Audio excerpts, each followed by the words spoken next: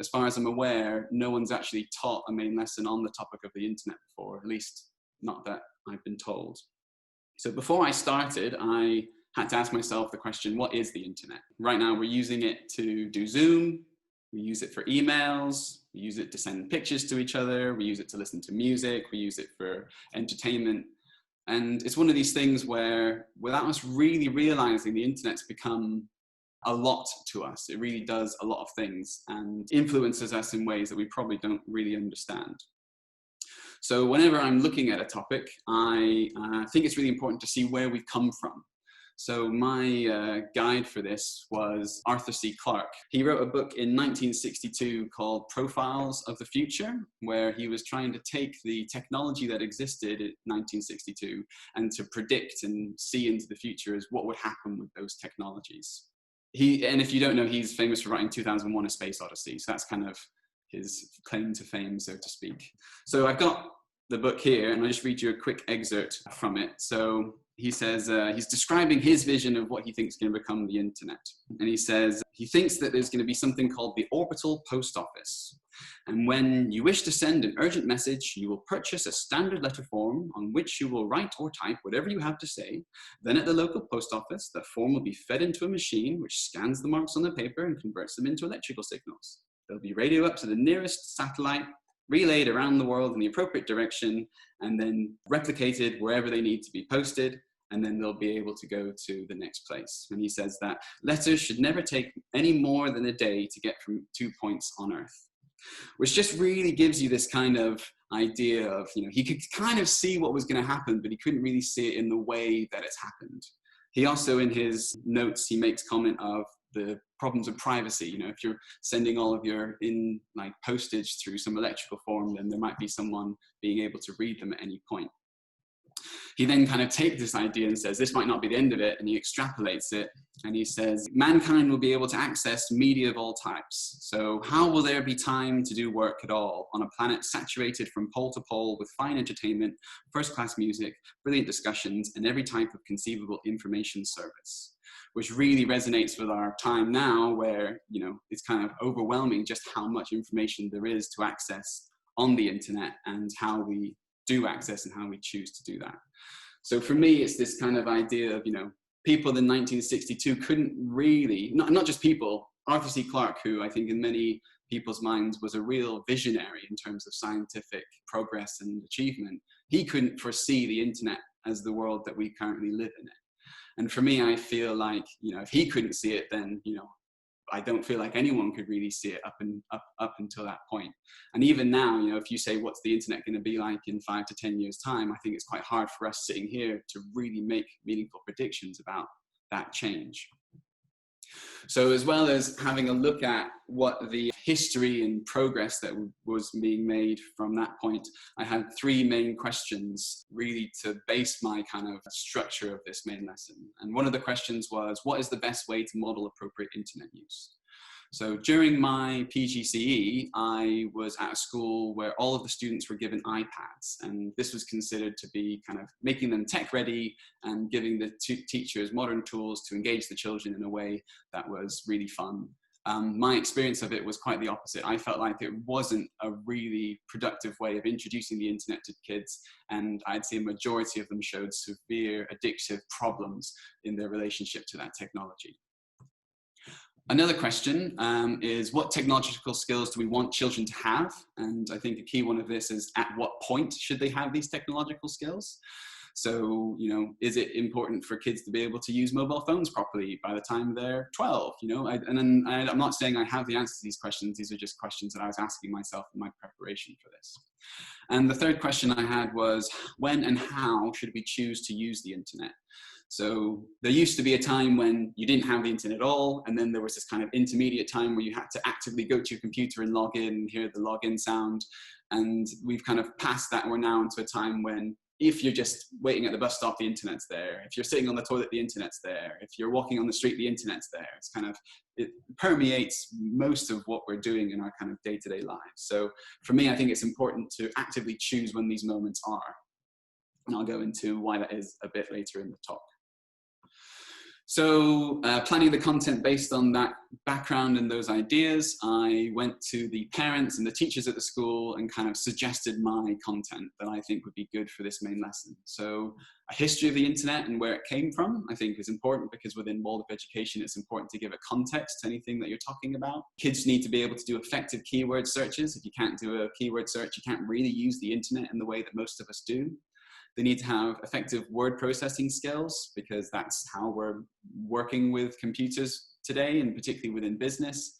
It was said that they need to be able to use spreadsheets. My life doesn't work without spreadsheets, literally. I mean, my register is a spreadsheet, my timetable is a spreadsheet, my annual plan is a spreadsheet, and I use spreadsheets to keep track of all of my finances at home. So if I don't have that tool at my disposal, I can't live the way that I currently do. Slide creation and presentation. Jackie Firth mentioned that when her daughter went to A-level college, they said, do a presentation on this topic. And her daughter, coming from the Waldorf school, did a beautiful poster kind of representing the project, whereas everyone else coming from conventional schools did slideshow presentations. So she told me and felt quite strongly that, you know, the kids should have this knowledge and this skill to be able to go out into the world to be kind of matched with the children who are coming from conventional education. I have had experience with website design, and my experience showed me that websites are much more complicated than we usually think, and I think giving kids that experience is quite useful and interesting. I think introduction to coding, just to give them an idea what's happening in the background, and the class really enjoyed that. And also this idea of what is an algorithm, because apparently they're ruling our lives, and, you know, do we even know what that word means? The other half would be online privacy. So the class has already had kind of some people come in and talk to them about online privacy, so they had ideas of that. Strong password techniques, giving them the clear idea that, you know, if your email password is the same as all your other passwords, then everyone can access your emails. Asking questions about social media etiquette. So again, this is a new technology that's been given to us, and like, what do we want to do with that? Do we just pretend like everything's normal, or do we have special ways of behaving when we're on social media? The effects of online pornography, I think, is self-explanatory. Fact or fake news, again, what do you see? What's true? How do we relate to that? Photo taking and sorting. Sleep versus screen time, because we know within the Waldorf school, sleep is essential for learning and for developing ideas and for understanding what's happening.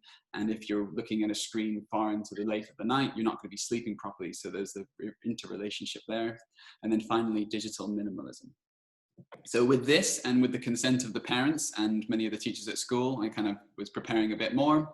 And I asked Michaela de Winter, Michaela, what was Steiner's indication on the internet? You know, he obviously, you know, if Arthur C. Clarke couldn't see this was happening, what do you think Steiner would kind of foresee as this kind of topic? And she said, before a person can drive a car, they should understand how an engine works.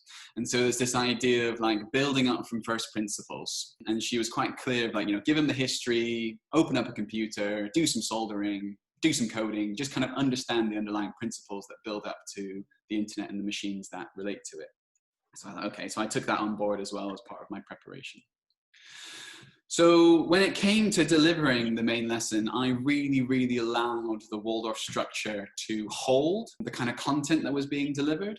So every day we would start with the candle and morning verse, and I actually had a glockenspiel where all of the different notes could be taken apart from each other. So the kids would take a note each, and we would play a song each morning where each kid had to contribute their own note to the song, which had some positive and some less positive results. We then did our daily recall to recall what happened the day before, the week before, the days before.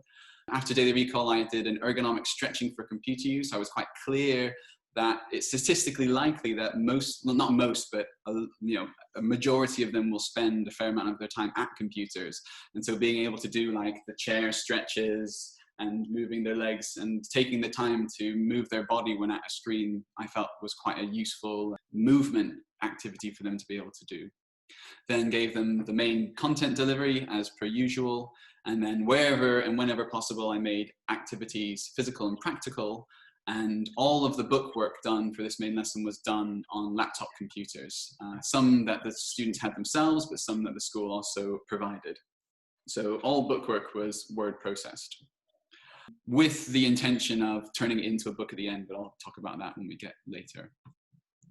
So the first week, I just really kind of asked some really simple questions to the class to get them to think about their own personal use of the technology and how they relate to it. So for example, one question was, what have you already used the internet for today? And that was the usual things that we'd expect. So email, music, social media, messaging, so on and so forth. So no kind of real surprises there with regards to what they were using the internet for. Another question was, how much do you use the internet in minutes or moments? And within the class, the amount ranged from about 2 hours a day to about 10 hours a day. But they also felt like it was quite hard to measure that because, you know, there's these micro moments of using the internet where they're just getting their phone out and having a quick check rather than the kind of dedicated, I'm using the internet time. And another key question was, how do you describe your relationship to the internet? And also, how do they want the relationship to be? And this was really telling for me because one of the students said, my relationship with the internet is not healthy, but normal, which really just makes us ask this question of, should not healthy be a normal interaction with something that everyone's interacting with daily and quite a lot by the measure of how long they were interacting with it. So that just kind of set the groundwork and got them interested in what we were talking about in kind of the topic. After giving that initial kind of introduction lesson, I actually gave a kind of broad overview of the history of computers and computing. So we started with the abacus in Mesopotamia, 2500 BC, where people needed to create a machine to help them count the large amounts of stuff that was happening. So how many people are there, how many cows are there, how much grain does people have, and just, you know, the numbers were getting too big for one person to remember, so abacus was designed or invented to be able to deal with that. As long as people have had books, they've had tables of calculations. So kind of rather than having to do the sum every single time, put the mathematics into a book so you can go and look it up without the, you know, before calculators existed. And there's also slide rules and things that we talked about. But the next kind of main machine was the step reckoner, developed in Germany in 1694. So this was a kind of mechanical machine where you wound a cog, and by doing so it could count for you, but also had the capability of doing multiplication and division depending on how you used it. And then we also looked at the Babbage difference engine as one of the first kind of programmable machines, and talked about Ada Lovelace's interaction with it as the first programmer, and just the idea of, like, you know, these concepts were present, and the difference engine is pretty much loads of step reckoners just kind of put together. But Babbage himself didn't actually manage to create this invention. He just had it as a concept in his mind. So the image you have there is actually from a museum that made it after he passed away. Working from there, the first real computer, I guess, were kind of like in our kind of electrical idea of it, was the tabulating machine of 1890. So this was designed to help the American census. So in 1880, the US Census, which has been written into law, and they have to kind of keep track of every single person and where they are in their, you know, relationship, work, family every 10 years. In 1880, it took them 8 years to gather all of that information by hand. And they calculated it would take them 13 years to do it in 1890. And if it takes you 13 years to do a census, then you have to do another one before you've even finished the first counting up. So the US government got in touch with a man called Herman Hollerith, who came up with this machine, which essentially had punch cards where you answer your kind of census information on punch cards, and then they just put it into the machine. Pins would drop down. If they fell through the holes in the punch cards, they'd connect an electrical circuit, which would then count one on the device. So just putting in the punch cards was much quicker than counting them all one by one. And again, this idea of computers mostly being for counting stuff. The next kind of major computer was then in 1944, the Harvard Mark I, which was part of the American war effort. So they used it as part of the calculations for the Manhattan Project, and it had electromechanical switches that literally opened and closed to do the calculations for that project. And at the same time in the UK, there was the Colossus Mark I, where they were using vacuum tubes to calculate and kind of try and decode Nazi cryptography. And then the final machine that we looked at was the ENIAC in 1946, which was the first fully programmable computer. And when I say programmable, I mean the women you see in the picture are programming the computer by changing what plugged into what. So by changing those kind of connections, you change the program of the computer. But it really just gives you an idea of like where computing was really not that long ago, you know, less than 100 years ago. And the kind of computing power that this room-sized thing that needs 3 people to program is nothing compared to the pin that's on your credit card. So the pin on your credit card has more computing power than that computer there. So that just kind of gives you a concept of the size and the change that's happened in a really short amount of time. But of course, I'm a chemist. I don't actually know that much about, or at least I didn't know that much about computing and the history of computing. So I was using educational resources from the internet to deliver the content to the children. And in doing so, trying to model to them how they can be using online resources to be learning about topics that is interesting to them. So not just delivering the content, but also trying to model kind of effective learning through the internet. And Crash Course is a really good website for learning a whole range of topics. They've got history, science, psychology, everything on YouTube there.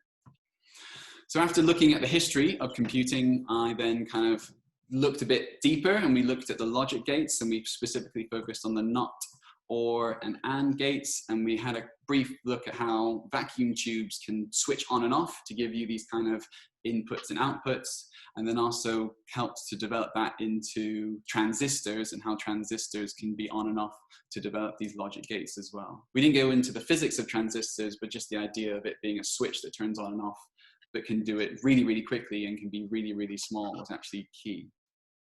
In addition to this, we had a look at binary code, and the class really enjoyed kind of working out the ones and zeros to do different numbers, and they found it quite revealing that, you know, a byte is this many bits of information. And so whenever people talk about how many megabytes of information your computer had, they felt like they had a connection to what that actually meant in terms of the computing power and the numbers related to it. And then finally, in our first week, we finished with looking at the parts of the computer. So what are the different inputs? What are the different processes? And what are the different outputs? And also taking one of the school's disused computers and taking it apart and really looking inside the black box of the machine and finding out what the different parts do and how they do what they do and how they relate to each other. So not just having it as a concept, but really getting into the physicality of the computers that are being used. So week 2 went from the kind of history of computing and what computers are and moved into the history of the internet and what the internet is. So we had a look at the 3 main bodies that started the internet: ARPA in America, National Physics Laboratory in the UK, and Cyclades in France, and how their different discoveries kind of came together to create what is now the internet. And the image you see there is an image representation of all of the underwater connections that make up the physical structure of the internet. And then we also had a look at what's different between the World Wide Web and the internet. The World Wide Web being the interface that we interact with, and the internet being the physical wires and computers, and had a brief look at Tim Berners-Lee and his kind of invention and why that was so special. And also had a look at fiber optic cables and how, with lights shining on and off, again relating to binary, they can be sending information at the speed of light around the world. So kind of really trying to build on that ideas and structure. We then had a look at algorithms. So this is a kind of a silly algorithm from XKCD, which is an online science comic. And as part of it, we were just kind of really clear that an algorithm is just a series of step-by-step processes that kind of produce a result. And so after kind of looking at some ideas of the history of algorithms and what algorithms are, in our class, we came up with our own algorithm to kind of try and work out, you know, who's the tallest in the class. Again, you know, computers don't have the common sense that we have as people, so they need algorithms to do what they do. So just a simple series of steps, and by doing that, and again and again and again, we managed to get the class into high order, and the class could really see how those steps can produce that kind of output. And we also spoke about the need for algorithms. You know, we often are told that they're kind of controlling our lives, but, you know, at the same time, if we didn't have algorithms, the internet would be unmanageable. There is just so much information on the internet that without an algorithm kind of guiding you to the stuff that's interesting to you, it's more or less impossible to find anything of relevance. So for example, whenever I go to YouTube myself, there's an algorithm that decides what my top videos are. And my YouTube is unique to me based on the videos that I've seen. I don't particularly want to be watching, football top scores, whereas, my father, his YouTube is filled with football top scores. My YouTube is much more filled with science programs and educational things relating to that, because that's what I am interested in. But also trying to get the kids to engage with it in a way that kind of almost affects their algorithm to get them to be having more kind of educational stuff coming up on their personal YouTubes. After looking at that, we looked at how algorithms are used in spreadsheets and kind of gave them an introduction to spreadsheets. So this is a really simple one where we kind of started with the months of the year, and then by using the kind of magic blue square, I called it, you can get an algorithm to finish off your spreadsheets quite easily. And that's one of those things where it's quite a simple idea, but by doing it, you really can empower the children to use the spreadsheets in kind of a meaningful way. As well as giving them that concept, we did some complex mathematics using spreadsheets, and we got the class to create their own timetable, which they had done by hand at the beginning of the year, using the spreadsheet as well, kind of just giving them this insight into how this can be a useful thing for them. But not just in terms of function, we also got the class to do art with spreadsheets. So we've got some examples here of just coloring in the cells different colors, and they can create different images and different arts. And the pupils who in the class struggled a bit more with the kind of math side of the spreadsheets actually really enjoyed engaging with them in this kind of more artistic manner. And then finally with spreadsheets, we kind of had a look at how your screen that you're looking at right now is essentially a spreadsheet of pixels. So red, green, and blue pixels are on your screen, and depending on how bright they are, you get the different colors. So if I zoom in, this is the pixels, and the brightness is related to the number on them. But if I zoom out, this is the actual picture that the pixels make up, right? This is literally a spreadsheet of red, blue, and green cells, but by looking at it with the cells being really small, you can see an image. And that's essentially how your screen works, and giving the class that insight into that's what the screen is. It is just loads of red, green, and blue spots, but with it being really small and us being far away and having human minds, we can create the images that we see on the screen. Kind of coming to the end of the second week, I got asking this question of how do you use the internet? And this was a really, really difficult lesson for me, because who am I as a 31-year-old person to tell these children who probably use the internet more than I do how to use this device that they use regularly? And I was hoping to kind of get a lot of useful stuff out of them. So we kind of looked over the questions that we started off with and kind of asked if any of that had changed over the course of the week, learning a bit more about the concepts of the internet.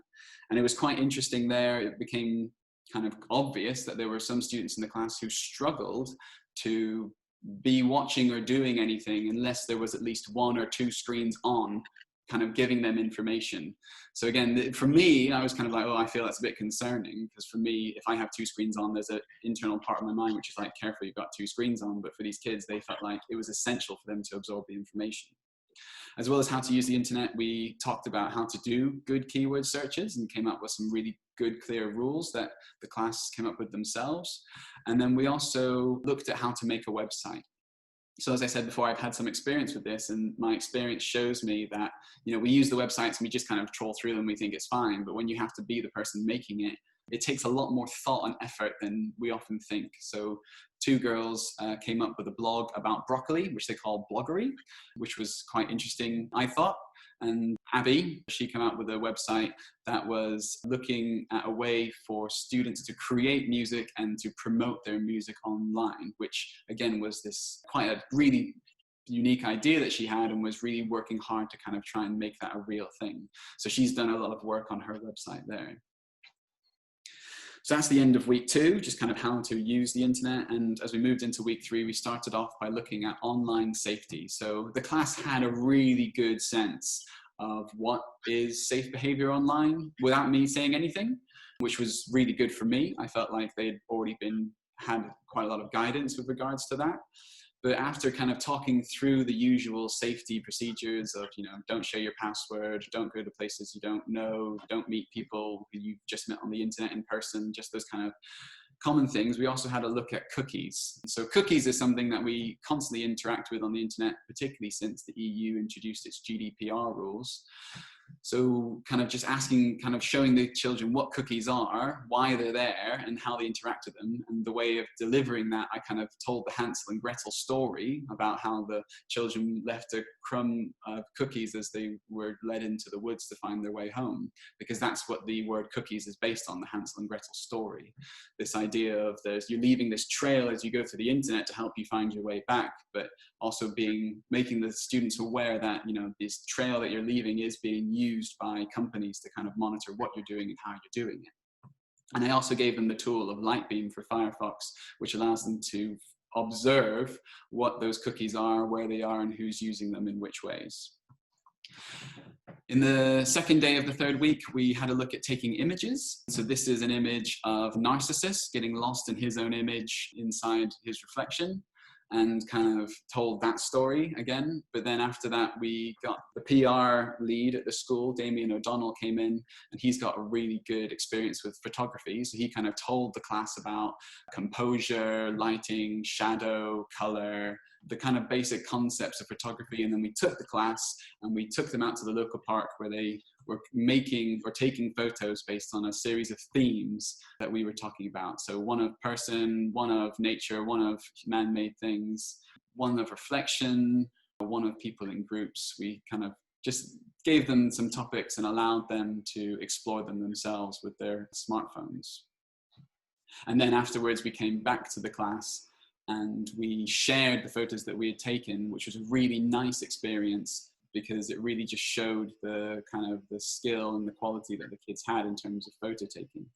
But as well as looking at how to take photos, we also confronted the concepts of why we take photos. We are now in a world where, you know, before lockdown, if I walked along Brighton Beach, it would be hard to move for people taking pictures of themselves or their friends for, I don't know, Instagram or WhatsApp or whatever. But it's just this idea of, you know, what are we taking these photos for? Are we taking them just to take up room in our phone? Or are we taking them for a particular project or an idea? Or what is this? What is the photo taking for? And if you have a meaning behind it, it kind of really helps with regards to that. And then my kind of final bit of the third week was talking about the future of the internet. So as part of the future of the internet, it kind of fell into two key topics for me. So one was digital minimalism and the other was artificial intelligence. So artificial intelligence is with us now. Like, we live in a world where artificial intelligence is here. If you've done a Google search, you've interacted with artificial intelligence. If you've had spell check done on your computer, you've interacted with artificial intelligence. The Watson computer designed by IBM managed to win Jeopardy, and the AlphaGo computer designed by Google managed to beat the world's Go champion. So it's here, it's living with us, and we kind of spoke about how this is going to go into the future and how it's going to affect the jobs market, how it's going to affect what the children do. So just being really clear with them about, you know, that kind of knowledge and that vision into the future, but not in a way of trying to scare them, just in a way of trying to give them the information, the knowledge that's useful to them. So as well as artificial intelligence, we had a look at digital minimalism. So for me, I actually read this book by Cal Newport called Digital Minimalism.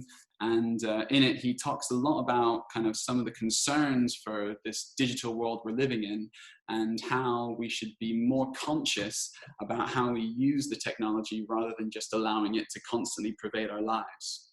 So in it, he comes up with a term that I've really stuck onto quite strongly, which is called solitude deprivation, which he defines as a state in which you spend close to zero time alone with your own thoughts and free from input from other minds.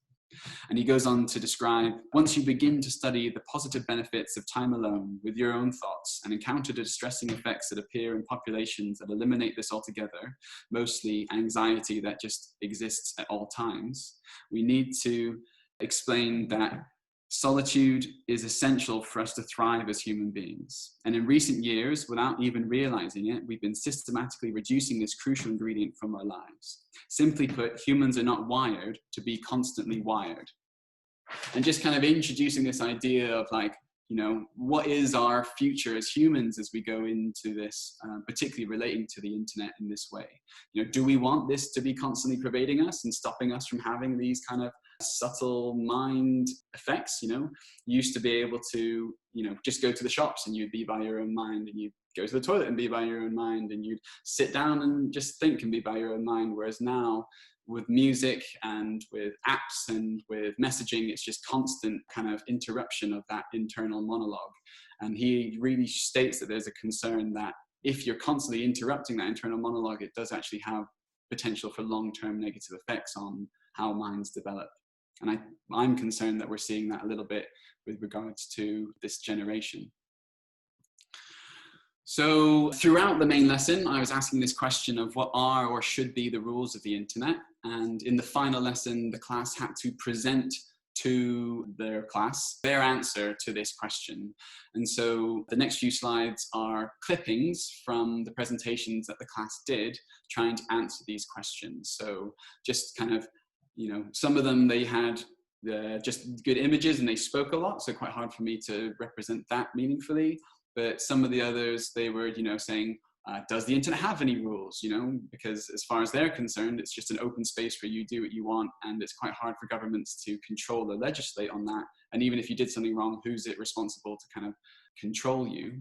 There were some who were kind of just being, these are the rules of the internet. For you to be safe, and if you follow these rules, then you can be safe online. For example, having a good password. Others were looking at, don't go to websites you don't trust, because that's a way of being in danger on the internet. So a rule would be to stay in safe places. Lots of them felt really strongly about the need for free speech. And so by trying to think of rules for the internet, they were concerned that they would be reducing people's free speech. So really kind of being conscious of that interrelationship and that balance and how they relate to it. There was one boy who was really concerned about the addiction for the internet. So like, what are the rules to avoid being addicted, and kind of being clear that, when you use the internet, it kind of responds to your brain in a way that's similar to getting endorphins, and how that can hijack your brain, so to speak. He is severely dyslexic, which is why there's spelling mistakes in that slide. And then there was another student who was kind of looking at cyberbullying. So what is cyberbullying? Why does it happen? How can we avoid it? And how can we kind of better understand it and help people who are in that situation? And then there were some other students who were kind of really like trying to state the rules. You need to have protection, you need to have a good IP address, you don't have hate crime. And then there was one boy who pretty much came up with a whole manifesto about what he thought the rules of the internet would be. And he goes into, VPN, proxy servers, and Tor layering there, which is stuff that I didn't even cover in the main lesson. So that's just kind of gives you an idea of how much they understand this topic and how much they can relate to it and actually come up with meaningful ideas relating to it. So as well as delivering their final lesson using slide presentations, all of the main lesson bookwork was done on computers. We used Google Drive and Google Docs to do that, which allowed me to remotely monitor and give them feedback, and then to mark it whether they were at school or at home. And whilst they lost their handwriting, which was the concern that the English teacher at the school kind of showed me, it's like when you're typing, it's not the same as writing. It doesn't have that same emotional connection. There was some children who have real struggle with their handwriting, and they found that using the word processing was a real enabler for them and allowed them to do a lot more work in a lot more kind of clear way than they found when they were doing the main lesson bookwork inside their books. One thing that was a real problem with it is it kind of eradicated their personal artwork, which I thought was a real problem and a real shame. So I actually made a rule where they had to make an art themselves to put into their main lesson book. So it wasn't just typed, or it wasn't just word images downloaded from the internet or whatever. So I was kind of trying my best to enforce that there was this creativity still present within their main lesson books. And then my sister, fortunately for me, is a bookbinder, and she offered to come in and to help them bind their main lesson printouts into a physical book. So finishing it, it wasn't just going to be something that existed on a server somewhere in Google, but would actually be something that they would have physically. And that was planned to happen before Easter, but now we've been put in lockdown. That kind of has fallen on the wayside. my intention is to still get them to finish and to bind it into a book, but kind of when we're going to come back together to be able to do that, I don't really know when that's going to be. So I kind of took the class through a real experience with this, and I really felt like it was essential to have the Waldorf structure of that daily routine, that rhythm, that continuity to hold this main lesson. And giving them that was really important for me. So I think what they gained from this main lesson was a series of skills that they didn't have at the beginning, and skills that I think are essential for working in the modern world. They had some experiences which gave them a meaningful interaction with the internet, and also gave them some knowledge about, some context about where the internet comes from, how it works, and how they can interact with it meaningfully.